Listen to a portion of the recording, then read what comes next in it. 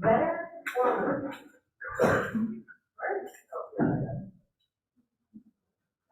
How's this? You guys hear me in the back? Yeah? Okay. Okay, so, in 1916, Frank Sinatra singing your campaign song, that's a pretty big deal. I want you guys to think about that kind of in the context of the race. I also want to remind you of a few things. One, there will be a video posted on this week's module, right, that you guys are going to watch and throw up some questions for. It's only going to take like 20 minutes. I did it the other day, and it was 27, and so I'll do it one more time. It'll be probably. Okay. So I'm going to post up that Zoom video with some slides, and you guys will look at that. We have an exam on Monday. Your essay questions, the 4 essay questions, will be sent out by tonight. A big one is going to be that polarization question, because it's going to be the theme of many of the things that we have talked about. But the format will be the same. If you want to come take it in this room, you should. I mean, because if you feel comfortable here, it'll jog your memory, do it. Also, the Wi-Fi is good, right? The most important thing is to go to a place where there's good Wi-Fi. If you go home and as a result of going home, you don't have Wi-Fi anymore, and so you miss the exam, that's a problem, right? So be somewhere where you can access the internet and have good, reliable internet.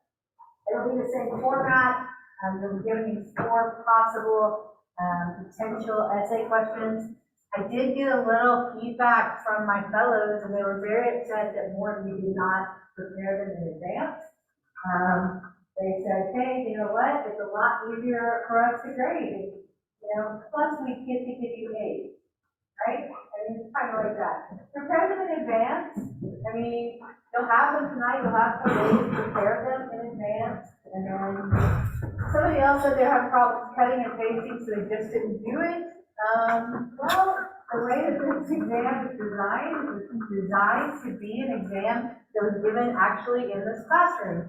However, I used to have 40 multiple choice questions and 2 essay questions, and you only had about 50 to 55 minutes. Now you have an hour and 5 minutes, and so you have a little bit more time. You have time to prepare it, and so prepare. Don't assume because it's open note, open book, that you'll have time to look stuff up. You don't, right? Study, prepare. And then, when you have 2 or 3 that you're like, geez, I don't know, then you can do what? Look them up. Right? I mean, prepare and study, and then, you know, at the end, hey, use that extra 12 minutes you have and get another one. Okay? All right, so that's that. Also, next week you have your thesis for your policy paper due, so it's a week from Friday. And that thesis should essentially say this: a policy I think the federal government should enact is X. An obstacle to this being enacted is Y. And then, look at that. We've already written your thesis statement. Done. Okay? And so, if you prepare that much, then you're fine. Okay, so a couple of important things. One more thing is this Friday in lab, you guys are going to put together a campaign ad. This turns out to be one of the favorite things of people, like it's the top 4, right, in terms of feedback. And so I'm going to give you a little advice at the end on how to do that. We're going to talk about a couple things first. Adam did not use this video in his slides, and so I'm going to remind you guys something about the 2-party system. When we talk about the 2-party system, we have the 2-party system not because of maybe our preferences, but rather because of the way that the system is set up. Welcome to The Problem of First Past the Post Voting, explained by me, CGP Gray. The royal family has a problem, but this isn't just any royal family. These are the lions, rulers of the jungle since time immemorial. There are protests over the monarchy's absolute power, and the citizens of the animal kingdom want to say in how they are governed. Bending to the pressure, Lion has abdicated his crown, and King is to be in elected office. To ensure a smooth transition, and because she is craftier than her husband, the Queen Lioness is remaining on the throne with the power to set the rules for all elections in her kingdom. She has declared that all citizens get one and only one vote, and that the candidate with the most votes wins the crown. This method of voting is most often called first past the post, awkwardly abbreviated as FPTP, or winner take all. The system is simple, fair, and logical, right? Actually, no. It's a terrible, terrible idea. Why? Well, to see the problems with first past the post, let's watch the first election unfold in the animal kingdom. It's an exciting time for the burgeoning democracy, and 7 hopeful candidates come forward to run and represent their parties. They put on their best campaigns, citizens head out to the polls, and the votes are counted. The results come in as follows. Turtle gets 9% of the vote, monkey gets 18, gorilla gets 19, owl gets 13, leopard gets 20, tiger gets 15, and snake gets 6. Under the rules of first past the post, leopard is crowned the winner, and she gets to rule for the length of her term. But take a look at the results, and you'll see the first problem with this system, minority rule. The vast majority of citizens, 80%, wanted someone else as king, but leopard still won. There were only 7 candidates in this race, but if you imagine if there had been 20, she might have only gotten 5% of the vote, but still been elected. This problem of minority rule is only the beginning. The second problem with first past the post is that, given enough time, it results in an inevitable, unavoidable two-party system. Why? To see, let's watch what happens over several election cycles. Leopard has had her term in office, and it's again election time in the young democracy. Only now, all the citizens of Animal Kingdom remember the results from last time. This information changes how they'll behave, particularly snake and turtle voters, who must face the reality that they've backed unappealing extremist candidates who don't have a chance of winning. Turtle voters, who were unhappy under leopard rule, decide to back the candidate who has the best chance of winning, gorilla. Now, snake voters want to vote for tiger, who is the candidate they have the most in common with, but they're afraid to because leopard is running a negative campaign against her competitors. Snake voters, not liking the idea of gorilla rule, vote strategically for leopard. The final result looks like this, with leopard getting 26% of the vote and gorilla getting 28%, making him the new king. Snake and turtle, seeing their dismal results and knowing the cost of their campaigns, decide to drop out of future races. What started out as a 7-party system is now down to 5. Fast forward to the next election. Only 5 candidates run, and again the voters remember what happened last time. In this election, it's owl voters who recognize that their candidate cannot win. They are centrist voters and less ideological than the rest of the animal kingdom. As such, they don't really like gorilla or leopard. Both gorilla and leopard know this, so they each run negative campaigns to capitalize on the fears of the centrists. Owl voters split their vote and are mostly voting against the candidate they dislike rather than supporting the candidate they do like. After this election, gorilla gets 33% of the vote and leopard gets 34%, making her the winner. Owl, as did turtle and snake before her, drops out of the race. In the last election we'll look at, monkey and tiger voters are unhappy. They both really like the candidates they have supported, but they now have to compromise. Monkey voters agree with gorilla on a few issues, but they really don't like leopard. And tiger voters agree with leopard on some issues, but they really don't like gorilla. They strategically abandon their preferred candidate out of fear of the one they disagree with the most becoming king. The final results are leopard 49% and gorilla 51%, with him being crowned king. Monkey and tiger are the last candidates to drop out, and now the animal kingdom is left with a two-party system. Because of the centrist and swayable owl voters, in future elections, leopard might take the crown, then gorilla wins it back, only to lose it to leopard again, but the two parties never change. The citizens of Animal Kingdom ended up with the system, not because they are lazy voters or because that's what they really wanted, but because the mathematics of how the system is set up. Inevitably, given enough time, all first-past-the-post systems trend towards 2 main parties. But the choices of the voters still hasn't changed since that first election. Only 2/5 of them wanted either leopard or gorilla as their first choice, and 3/5 of them wanted someone else as their first choice. It's this majority of voters that becomes disinterested in the democratic process because they feel they have no meaningful way to express their real preferences. But it only gets worse from here. If the citizens of Animal Kingdom are divided into groups before they vote, they are susceptible to gerrymandering. Gerrymandering is a bit tricky, but imagine a block of 10 homes, each with 1 voter inside. 3 are leopard voters, 3 are gorilla voters, and 4 are owl voters. If they're divided up into groups before they vote, whoever decides where the lines are drawn has enormous influence over who wins the election. For example, if you group the 3 leopard voters with the 2 owl voters, and do the same with the 3 gorilla voters, you can eliminate owl from the election, even though owl voters have the largest minority and would win under a straight first-past-the-post vote. If the leopard or gorilla parties are in charge when the voting boundaries are drawn, they have enormous incentive to carve out safe seats for themselves. But more on gerrymandering in another video. Bah, I hear you say, vote third party and change the system. This brings us to the final and possibly worst problem of first-past-the-post, the spoiler effect. Imagine now that it's been years and years of gorilla or leopard rule. Tiger decides it's time to enter the race. He thinks that the voters are tired of the status quo and he has a shot at winning. He sets up his campaign office, gets a surprising amount of gold and donations, and gets on the Animal News Network to debate with the main candidates. Election night comes around, but alas, Tiger gets only 15% of the vote, mostly from leopard voters who are closest to him on the political spectrum. Rula easily beats leopard and gets to be king. This is the first past the post system at its worst. The better a third-party candidate does, the more it hurts its own voters by guaranteeing a loss for the party they most agree with and a win for the party they most disagree with. And don't forget, Gorilla is no fool. He knows how the system works. Where do you think some of those gold donations came from? Meanwhile, the Queen Lioness is displeased. She's been observing the elections and sees that the system is bad for her subjects. And she's been thinking, what makes a good voting system? Well, you should be able to vote for the candidate who you like the most without worrying. More choice in representatives is better. The system shouldn't be susceptible to gerrymandering, and it should be open to new political parties. Luckily for the Queen, there are several different voting systems to choose from, including the alternative vote, but that will have to be discussed in detail at another time. Thank you very much for watching. Okay, so I did want to just point out, hey, look, we have two parties for a reason, and it's based upon the fact that we have first past the post. Now, there are plenty of states and municipalities that have adopted other ways to get around this, because, this isn't constitutional, it's not constitutionally required to do this. These are state rules that set up this, and so ranked choice voting is one way that you can vote for the candidate you want, and then put in second the person you like next best, and so people's voices are more likely to be heard. Another are large at-large districts. So, for example, in the state of Oklahoma, we have 5 representatives. If we were an at-large congressional district, would we have 5 Republican representatives in Congress? We probably have 2 Republicans, 1 Libertarian, and 2 Democrats. That's probably how it would turn out.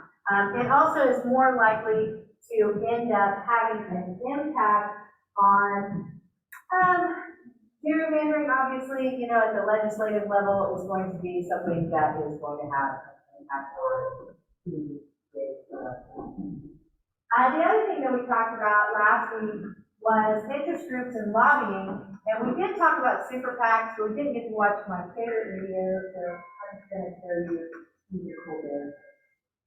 I have a super PAC, Colbert Super PAC. Yeah. As far as I can tell, the difference between a PAC and a super PAC is a cover letter. Because I formed a PAC, but a PAC can only take so much money and only spend so much money. And I wanted to spend unlimited amounts of money and receive, more importantly, unlimited amounts of money. And so my lawyer told me all I had to do was add a cover letter that said, I intend this to be a super PAC. And it was a super PAC. And it all happened by accident. I just said, maybe, let's get the URL, colbertpac.com, just for fun, for my show. And the network called and said, you just bought a political action committee website. Are you really going to get a political action committee? And I said, why do you ask? And they said, because if you do, that could be trouble. And I said, well, then I'm going to do that. Yeah, you, Ted Koppel. Why doesn't Ted Koppel have a super PAC? It is legal for you to have a super PAC and talk about it on the air, and the FEC won't do anything about it. And I could get lots of contributions. You could finally have a voice in America. Don't you want your voice to be heard? I feel like such a fool. Well, I found, the most basic things I found out is that there's almost nothing that's against the law when it comes to spending political money. They're incredibly expensive. Okay?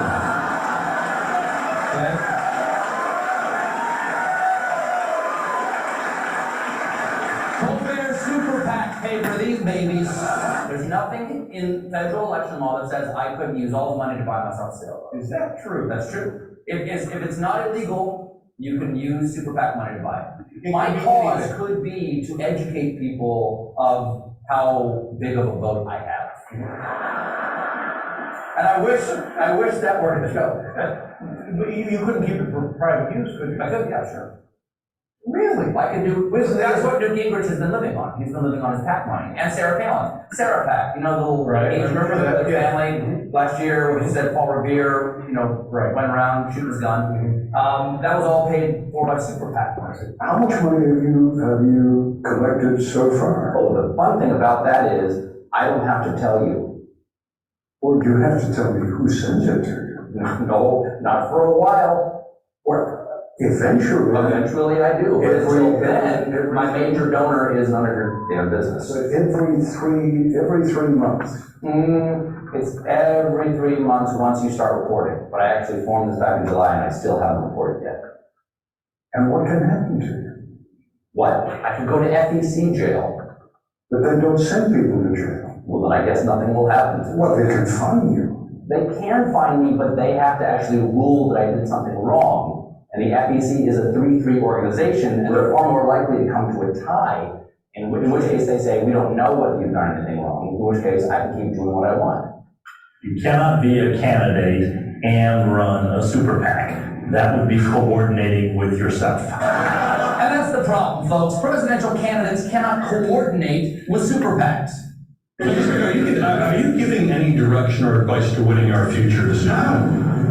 Are you affiliated with them at all? I'm not affiliated with them at all, I don't talk with them at all. There's a bright division between what I do and what any super PAC can do. Super PACs have to be entirely separate from a campaign and a candidate. I'm not allowed to communicate with a super PAC in any way, shape, or form. Super PACs are often run by people close to the candidate. The pro-Romney super PAC Restore Our Future was founded by Romney's lawyer. Winning Our Future, the Newt Gingrich super PAC, is run by a former Newt staffer. And the Rick Perry super PAC, Make Us Great Again, was started by Mike Toomey, who was Perry's chief of staff and co-owns an island with Dave Carney, Perry's chief strategist. And I briefly kind of ran for president in South Carolina in January. So I gave it to this guy who I barely knew, named Jon Stewart. Is being business partners a problem?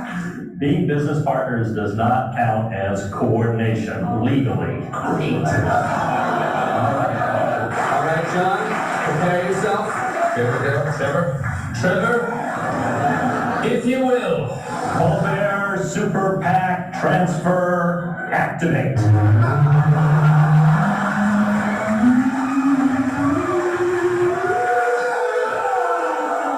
Colbert Super PAC is dead. But it has been reborn. The definitely not coordinating with Stephen Colbert Super PAC! Now that I have the Super PAC, it is mine. Can I run ads supporting Stephen Colbert, who I believe in very deeply, and perhaps attacking his potential opponents, who I don't believe in at all? Yes, you can, as long as you do not coordinate. Can I legally hire Stephen's current Super PAC staff to produce these ads that will be in no way coordinated with Stephen? Yes. What will the government look? Who's asking? We're Americans for Better tomorrow. And starting first thing tomorrow, we're gonna figure out how to make the world a better place. Tomorrow, in the meantime, we're just collecting money. It's funny until you think about it. The fact of the matter is, Stephen Colbert has proved by going before the Federal Election Commission, by becoming a super PAC, by now handing the super PAC over to his buddy Jon Stewart, so that he can go on to be president of South Carolina. He is proving how ridiculous the system has become. Okay, so Stephen Colbert filmed these segments and formed the Super PAC about 8 or 9 years ago. So obviously, during that period of time, there have been reformed PACs, correct? No reforms have been passed. There's been absolutely zero legislation. Super PACs still have exactly this kind of power and exactly this kind of reporting requirement. In other words, none. Okay? And so I want to remind you guys of that, right? Again, there's nothing constitutional that says we cannot require that people say when they get their money. Okay, your first question today on your focus questions, right? Remember I gave focus questions, are about the 4 phases of campaign communication. There's the biographical stage, name recognition, finding out where somebody comes from. That's an important part of this. Out of this class, something like 60% of you know my name, so I have a little bit less of an uphill battle. But in terms of Oklahoma as a whole, Melody Huckabee Rowlett, not particularly famous, right? And so getting my name out really matters. We heard a jingle or a song by Frank Sinatra at the beginning of class. It's a perfect example of getting a name out. You know, you hear it over and over again. A-double-N-T-D-Y, Jack is on the right track, right? Okay, see? Work. Biographical also talks a little bit about where the person comes from, right? And so some of these ads that I'm going to show you are, hey, this is who I am, and I want you to think about them. The issues ads are ads that candidates are going to use to differentiate where they stand on issues as opposed to their opponent. These are not attack ads, but they do draw lines. They do draw lines. Attack ads are straight negative ads. Straight negative ads meant to, in particular, get people fearful or worried about the other side. And then finally, summation ads are what we see at the end of a campaign. Hey, remember, you like me, and this is what I stand for, and we're going to sum up. Okay? So let's look at a few of them.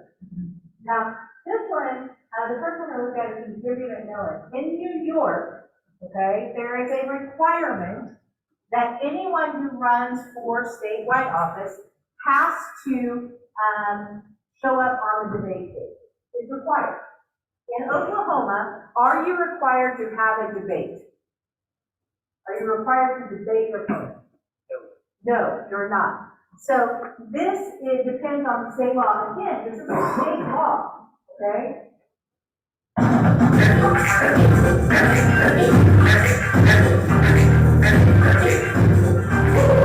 represent the rent's too damn high party. People working 8 hours a day, 40 hours a week to sell a third job. Women can't afford to take care of the children, feed the children breakfast, lunch, and dinner. My main job is to provide a roof over your head, food on the table, and money in your pocket. This is politics as usual. Playing a silly game. It's not going to happen. The rent through them not moving. The people I'm here to represent can't afford to pay their rent. They're being laid off right now as I speak. They can't eat breakfast, lunch, or dinner. Listen, someone's stomach, child's stomach just growled. Did you hear it? Y'all listen like me. Okay. Let's talk about the issue. Mr. Cuomo, 30 seconds for you, sir. Rick. As a karate expert, I will not talk about anyone up here. Because our children can't afford to live anywhere. Nowhere. There's nowhere to go. Once again, why? You said the rent is too damn high. Thank you, Mr. McMillan. Mr. Cuomo. First, I'm gonna give you the rent is too damn high. Rent too damn high, politics. You wanna marry, shoot, I'll marry you.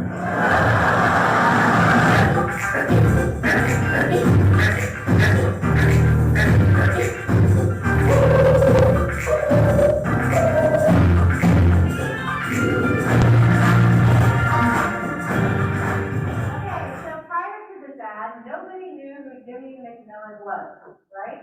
But he is on the debate stage, uses that to put together an ad that he puts out on YouTube, and also Saturday Night Live puts him on all the time. I think it's on 3 times, right? So name recognition, right? Did he win? No, but he won his first battle. Here's another name. You can also sing along. I'm for president, I'm for president, I'm for president, I'm for president, you my guy, I'm my guy, everybody likes I for president, I'm not the better, feel the gun, we'll take them to Washington, we don't want John D. or Harris to not take John Biden, let's get in step with the guy that has to, get in step with Obama, you my guy, I'm my guy, everybody likes I for president, I'm not the better, feel the gun, we'll take them to Washington. We got to get where we are going. There will be a night for the never go the other way. We all go with I. You like guidance, I like guidance. Everybody likes that for president. We are the guys, keep the gun. We'll take them to Washington. We'll take them to Washington. Now is the time for all good Americans to come to the aid of their country. absolutely everybody did in fact was Iowa. And he was the Supreme Allied Commander. And so therefore they know who he is.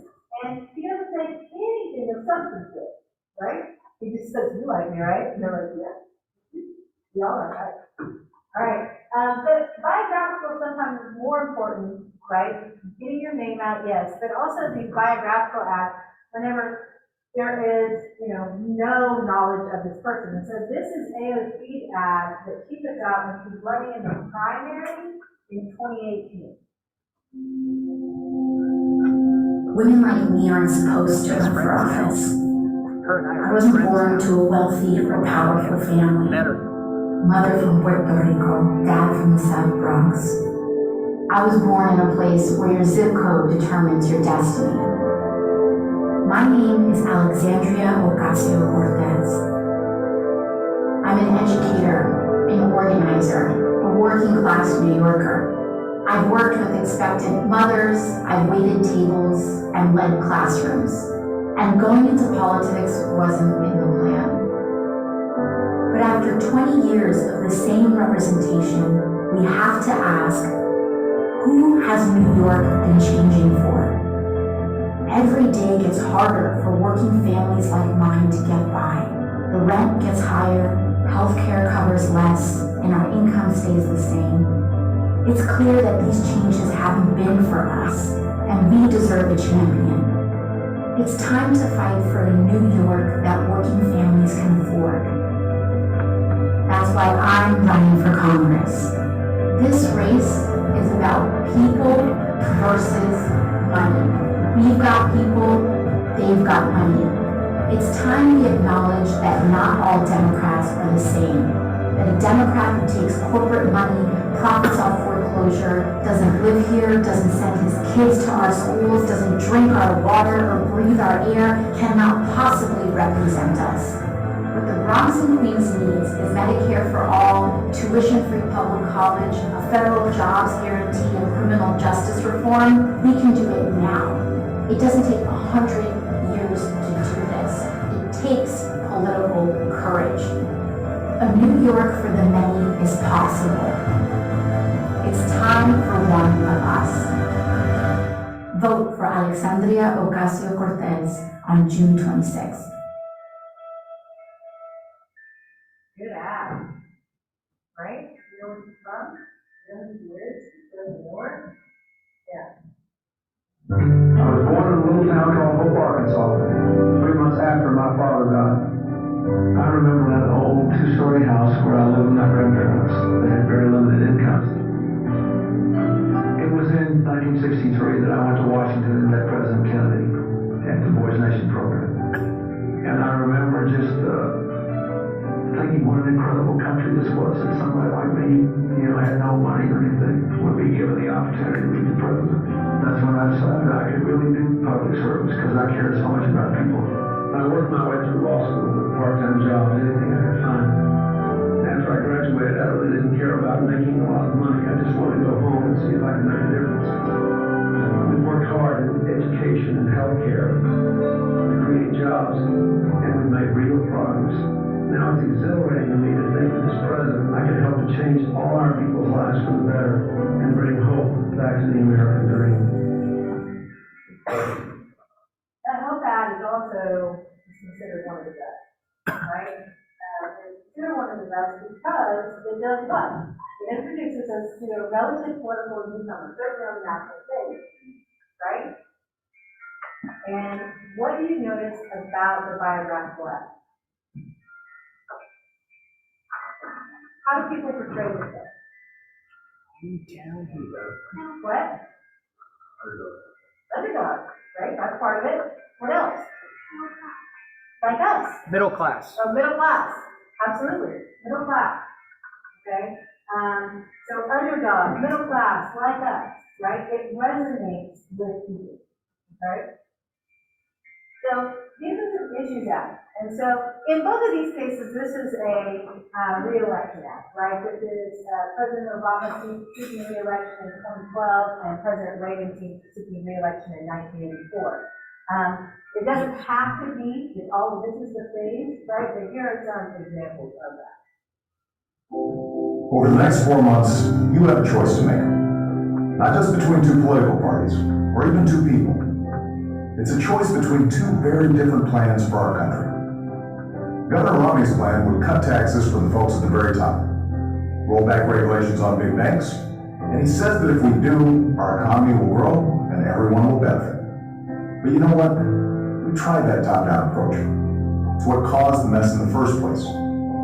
I believe the only way to create an economy built to last is to strengthen the middle class, asking the wealthy to pay a little more so we can pay down our debt in a balanced way, so that we can afford to invest in education, manufacturing, and homegrown American energy for good middle-class jobs.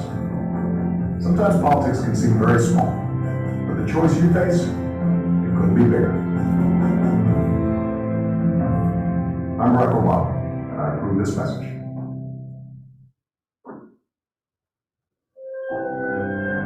It's morning again in America. Today, more men and women will go to work than ever before in our country's history. With interest rates at about half the record highs of 1980, nearly 2,000 families today will buy new homes, more than at any time in the past 4 years. This afternoon, 6,500 young men and women will be married. And with inflation at less than half of what it was just 4 years ago, they can look forward with confidence to the future. It's morning again in America. And under the leadership of President Reagan, our country is prouder and stronger and better.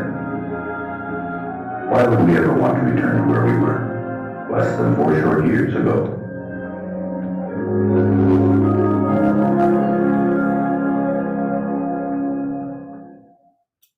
Again, it's setting out, hey, look, this is what I've done, and so with Reagan, he says, this is what I've done, but he doesn't say, this is the opposite, the other side, he says, hey, remember how it was. Wasn't good, right? But both, again, focus on the middle class. Also, during campaign season, do not ever get involved in a drinking contest involving how many times you get flat. Did you lose? All right. We also have, before the Attack Act, sometimes you see these inoculation acts. These are pretty new, but they're one of my favorites. Raphael Warnock eats pizza with a fork and knife. Raphael Warnock once stepped on a crack in the sidewalk. Raphael Warnock even hates puppies. Get ready, Georgia. The negative ads are coming. Kelly Loeffler doesn't want to talk about why she's been getting rid of health care in the middle of a pandemic. So she's going to try and scare you with lies about me. I'm Raphael Warnock, and I approve this message because I'm staying focused on what Washington could do for you. And by the way, I love puppies. Martha McSally hates apple pie. McSally will destroy Social Security. Hey there, that's totally wrong. My commitment is to protect Social Security and Medicare. Martha McSally wants to end student loans. Wrong again. I got it. Well, Martha McSally's moron women. Are you kidding me? This is why people are fed up with politics. The lies keep growing, but the jobs don't. I'm Martha McSally, and I approve this message because it's time for a change. McSally just likes puppies. Watch it. So, funny, right? But also kind of preparing people to be skeptical about what the other side says, right? Now, these are attack acts. So in the first one we're going to watch is Dukakis is really up in the polls against George H.W. Bush in 1980, right? And so we're going to see kind of the reaction to that. He's up by about 10 points prior to 2 ads coming out, this being one of them. And then LBJ is a little concerned in 1964. Barry Goldwater is saying things like, hey, we should use our nuclear arsenal, we should use Agent Orange and deforest the jungle so that we can see the communists and kill them. And so this is LBJ's response to that. As Governor Michael Dukakis vetoed mandatory sentences for drug dealers, he vetoed the death penalty. His revolving door prison policy gave weekend furloughs to first-degree murderers not eligible for parole. While out, many committed other crimes like kidnapping and rape, and many are still at large. Now, Michael Dukakis says he wants to do for America what he's done for Massachusetts. America can't afford that risk.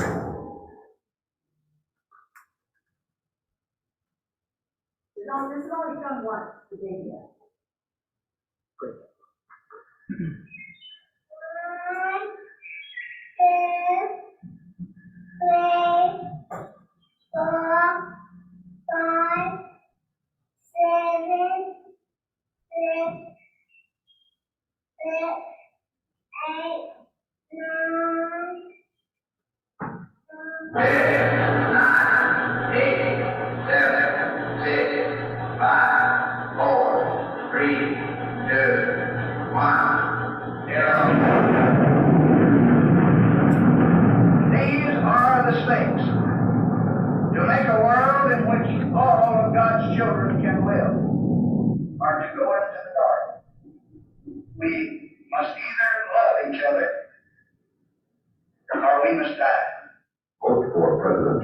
On November 3rd.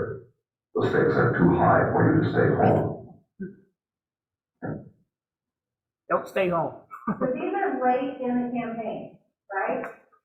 Because it's going to change the polls, or things are a little tight, and we're seeing that whether you say, oh, I don't like negative ads, I don't like that, they're super effective, okay? What we know through social science is they actually do work. So they're going to keep using them as a result. Now, normally, and with the exception of one campaign, the summation is meant to bring back good feelings and sum up the position of the candidate. We did a 2020 summation, and like I said, normally that's what the summation does. Here's a good example.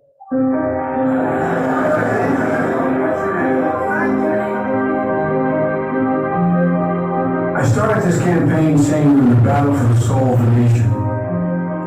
I believe that even more deeply today. Who we are, what we stand for, and maybe most importantly, who we are going to be, is all at stake. Character is on the ballot, the character of the country. And this is our opportunity to leave the dark, angry politics of the past 40 years behind us, to choose hope over fear, unity over division, science over fiction. I believe it's time to unite the country, to come together as a nation. But I can't do it without you, so I'm asking for your vote. We need to remember, this is the United States of America, and there's never been anything we were not able to do when we've done it together. I'm Joe Biden, and I approve this message. Okay, that's a standard summation ad, right? You're going to see them all throughout the campaign cycle. Former President Trump did use a different summation last time. While American cities burned, Joe Biden and Kamala Harris fanned the flames, refusing to strongly condemn violence, supporting bail funds that help let rioters, looters, and dangerous criminals out of jail. Joe Biden's silence speaks loudly. He doesn't have our backs. In Joe Biden's America, we'll all be in danger. President Trump will keep America safe. If you support the police, support Donald Trump. I'm Donald J. Trump, and I approve this message. It's a different way to go, but it is a summation of where he was going in his campaign, right? Now, there's one other that is kind of outside of those campaign, that four-step part of the campaign. This is actually my favorite.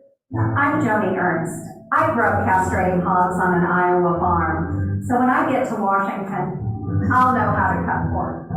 Joni Ernst, mother, soldier, conservative. My parents taught us to live within our means. It's time to force Washington to do the same. To cut wasteful spending, repeal Obamacare, and balance the budget.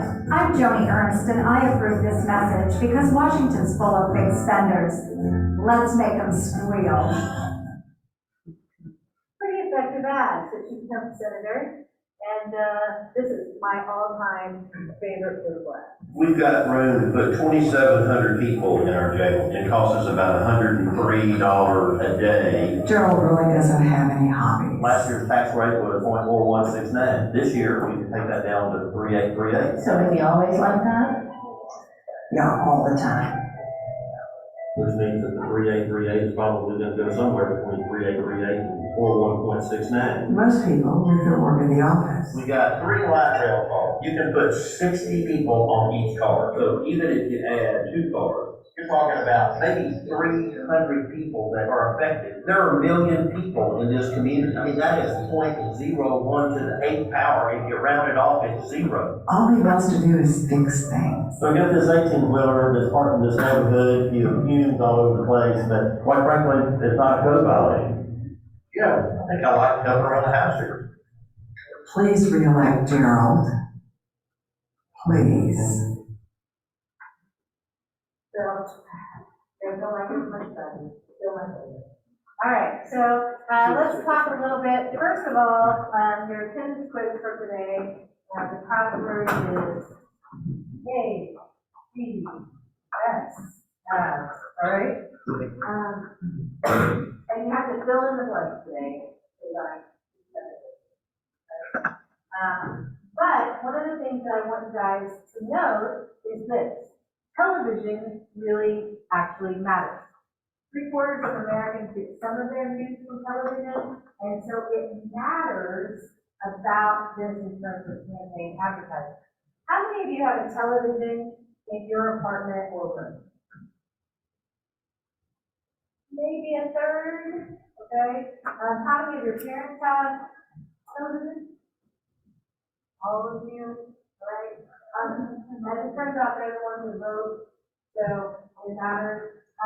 Broadcast television is best for general elections, so we're talking ABC, NBC, CBS, Fox Broadcast, PBS, right? But PBS does not have ads, right? But the other 4 are going to be during election season, particularly during the morning shows or the 5 o'clock news hour, right? And so how many of you watch the Today Show or Good Morning America or anything like that? Anyone? One? How many of your parents or you have seen the Today Show or Good Morning America? See. Okay, there you go, all right. How many of your parents watch the 5 o'clock news, 5:30 news, or you watch 5 o'clock news or 5:30 news?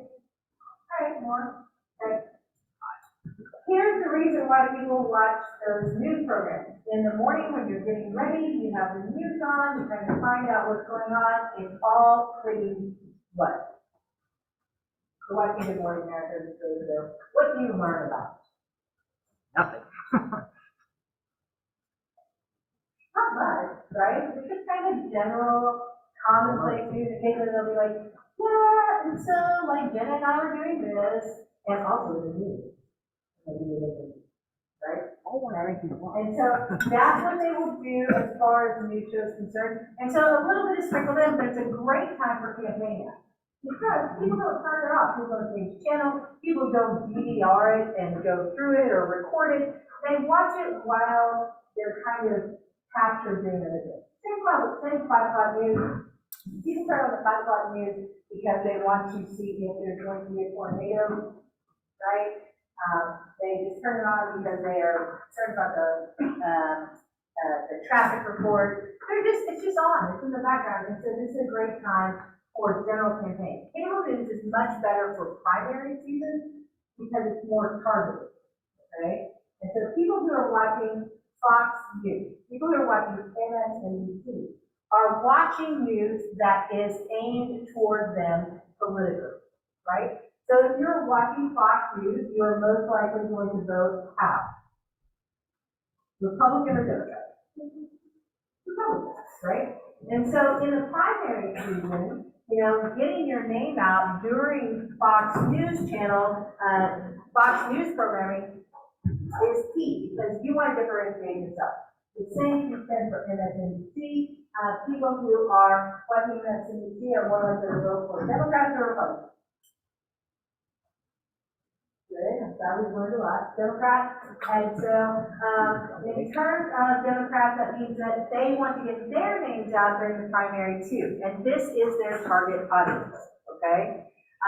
The problem, of course, is that these markets are overlapping, it costs a lot of money. In Oklahoma, if you want to capture every part of Oklahoma, then it's actually not bad to go to Tulsa, Oklahoma City, Lawton/Wichita Falls, and you do Amarillo and get your hand, right? But if you're trying to run a statewide election in Texas, how many media markets are there? Many more than 5, right? And it costs a lot of money, a tremendous amount of money. And so that's kind of a problem. Radio, on the other hand, is super cheap. It's underused, really, and the listenership has not actually gone down. Unlike TV viewership, which has decreased, it hasn't decreased with the radio. Also, it's really great for emotional appeal. How many of you have been driving down the road and a song comes on the radio and you start crying? It's okay, 10 minutes. One. 2 of us, right?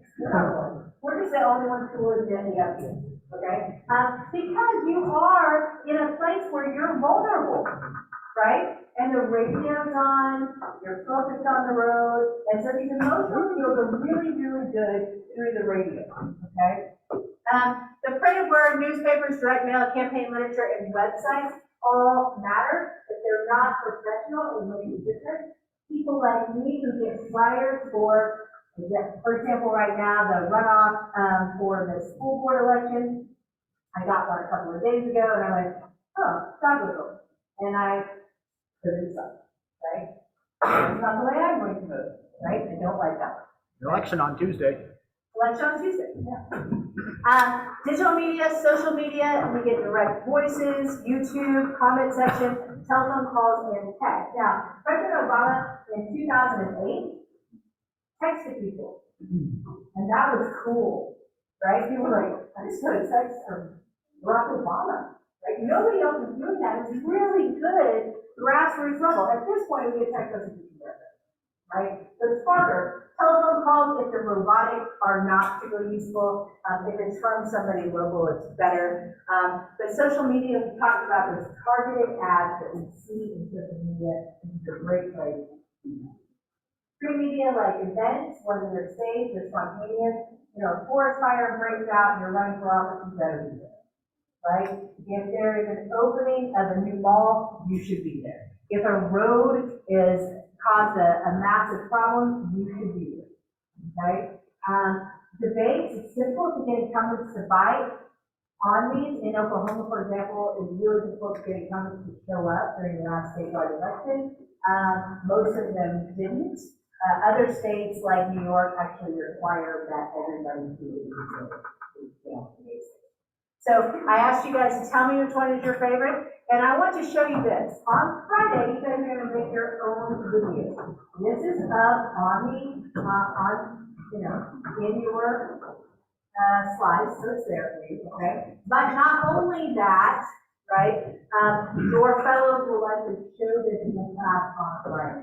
So you're going to make your own, pretty easy. Hi, my name is Christopher Marte. And we'll look at Christopher Martin a little bit later. But I'm going to give you one more inspiration, and I'm going to send you out the door as I'm playing it. But this was made for about